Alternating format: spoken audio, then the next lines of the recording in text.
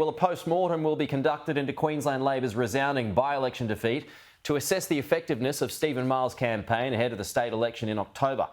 Now, the Premier has already given his verdict. Holding on to particularly Ipswich West was always going to be very hard. I said that. These results are clearly very bad. I was expecting a bad result, and they're even worse than that. Clearly, they wanted to send us a message that we need to work harder, particularly on cost of living and on community safety.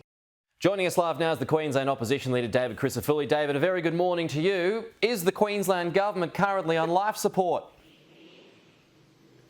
Good morning, Peter. Well, history shows that by-election results don't just translate to general election results. So I can assure you we remain firmly the underdog, and history shows that, and the number of seats we need to win show that. But what happened on the weekend is we asked Queenslanders to send a message to a very bad government about cost of living and health and housing and youth crime, and Queenslanders did that. And the message was they don't trust them. They don't trust them to fix the issues.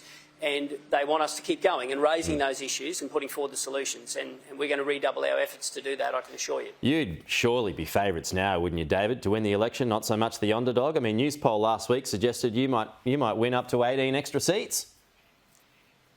Well, Peter, firstly, it's not about me, it's about Queenslanders. And I can tell you history shows that that's not the case. And I'll give a sober reminder to viewers about how big the task is we need to achieve. Firstly, we need to get about 13 seats, which is absolutely monumental. But of the last 12 general elections in this state, the Labor Party's won 11.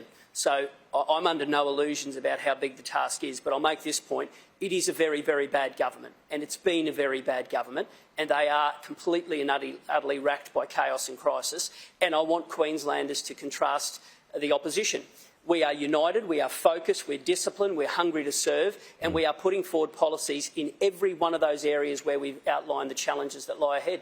OK, I know you don't want to get ahead of yourself, but if you do win, Dave, you'll be the only Liberal leader on the mainland. So how do you feel about suggestions in the AFR this morning that Anthony Albanese might be using the Queensland election as a stalking horse, in that Queenslanders would use the state election to vent their frustrations at Labor, but will perhaps be a little kinder for the federal election around the corner?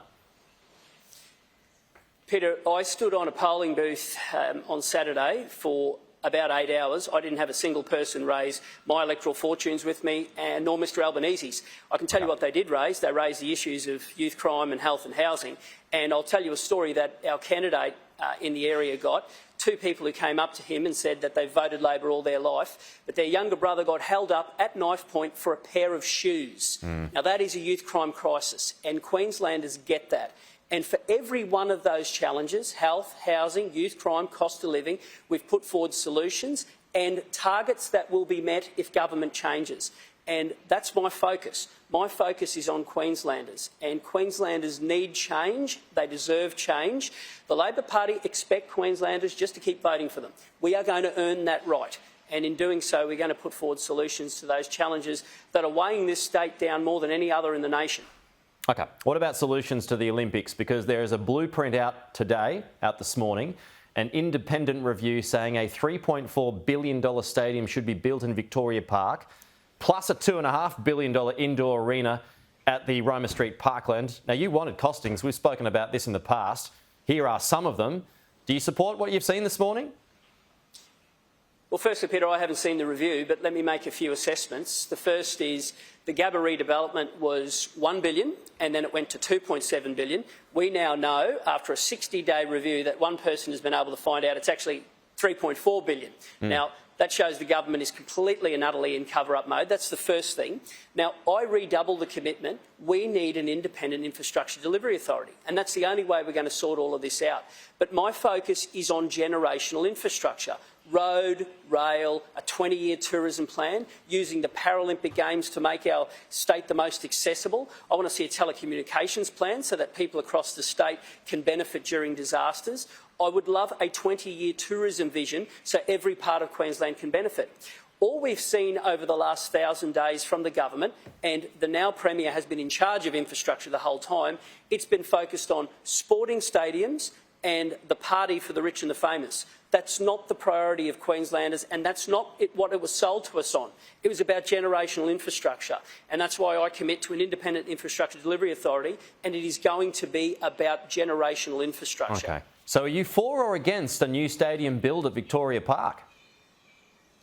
Peter, we haven't seen the report. I'm right. for generational infrastructure. Gonna wait. And I make that point again. An independent infrastructure delivery authority will be able to focus every level of government and the private sector to deliver good things. Now, I said from day one we'd look at the review, but isn't it interesting that one person has been able to uncover that really it wasn't $2.7 billion to knock down the Gabba, it's $3.4 billion. This is a very bad government. It's an untrustworthy government, and they are in the middle of some of the most chaotic scenes we have seen, and this review has shown just how underhanded their behaviour really is. More detail on that later on today. David Crisafulli, always good to talk. We'll chat to you soon.